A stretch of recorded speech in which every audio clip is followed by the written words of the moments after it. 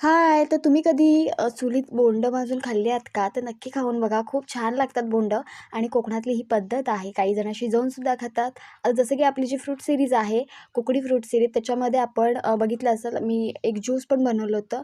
तर त्याच पद्धतीने अशी ना भाजलीसुद्धा जातात. तर बोंडांपासून पण खूप काय-काय बनवले जातात. तर हे बघा असं भाजलं जातं. वरची जी काही साल असते ती बऱ्यापैकी भाजते आणि ती साल काढून तुम्ही खाऊ शकता बोंडं आणि चीक वगैरे असतो ना, तो सगळा ह्याच्यामध्ये सगळं भाजून जातो. त्याच्यामुळे तोंडाला चीक वगैरे लागत नाही आणि प्रॉपर पिकलेले आहेत.